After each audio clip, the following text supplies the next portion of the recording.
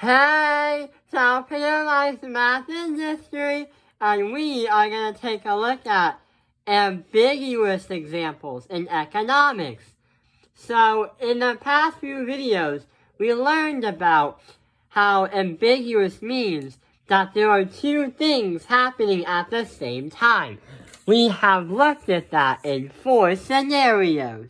The first scenario is going to be this one, where we increase the demand, which is going to be the color green, and also we're going to increase the supply.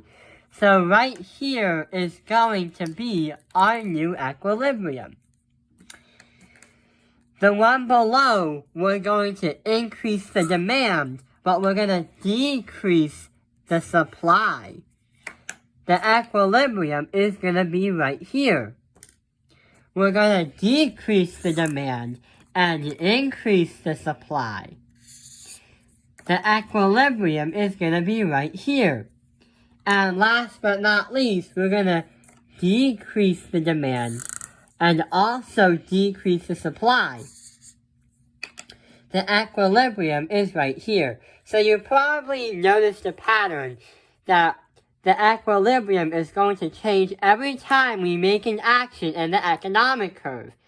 And the reason why it's ambiguous is there are two things happening at the same time where we have a change in the supply or a change in the demand. What if I tell you about these curves that they're not 100% accurate? Huh? That is confusing.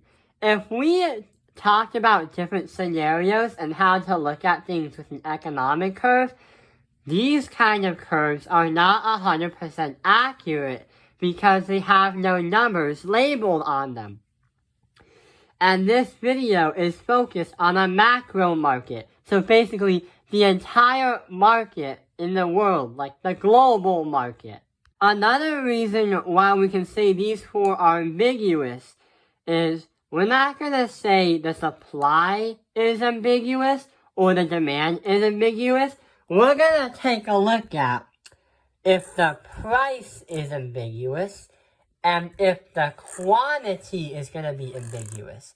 Because if you take a look on one of the graphs like this one, you can't really tell what is happening exactly because we know that it is a little bit above here, above the original equilibrium. But what happens if we did a change where we keep the demand up here, but we increase the supply down here? Now our new equilibrium will be around here. And that is going to be a problem when we want to find the exact number. So instead of saying the exact number, we're going to say ambiguous because we have no idea what are the exact idea and we have no idea what the exact numbers are. The reason why we do that is sometimes economic scenarios can get very, very confusing. Here's an example. So the price goes up in rubber as an input for tires, but I invent a tire machine 3000. So basically what's happening here is we're going to talk about the prices in tires. Like these kind of tires. So the price goes up in tires, but the thing about the tire machine 3000 is that's a change in technology, and that's going to affect the price and the supply. The price to actually make the tires is going to go down. So if we say the price goes up for rubber, but the price to develop the tires goes down, we can't exactly know what exact number is going to be. And also, we have no idea if it went up or if it went down, because one effect might be greater than the other.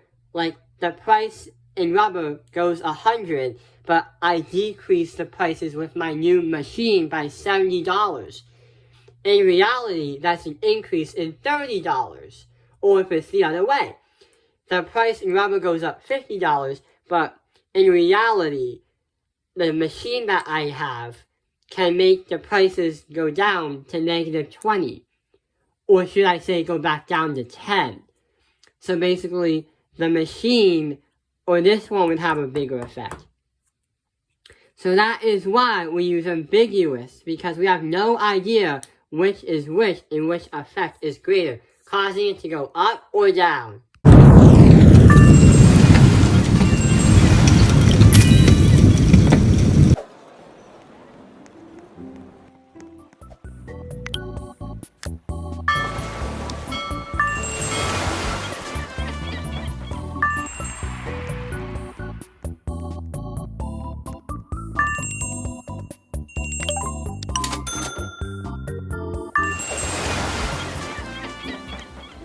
So, we have lettered the scenarios.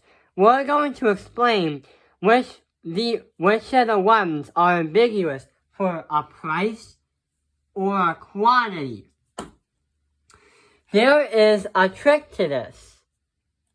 If you see an equilibrium that is horizontally away from the original equilibrium, then we can say that is going to be the price.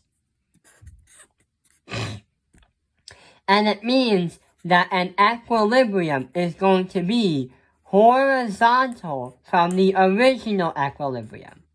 So we can say A is going to be ambiguous for P.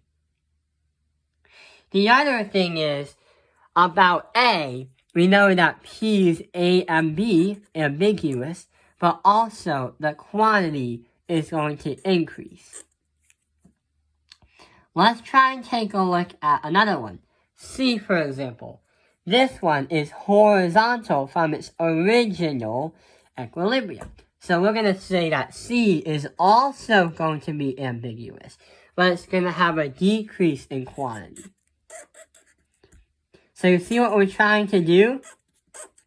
However, it's a little bit different for B and C. B and D, I mean. If you take a look at B, notice the equilibrium is not horizontal from its original position.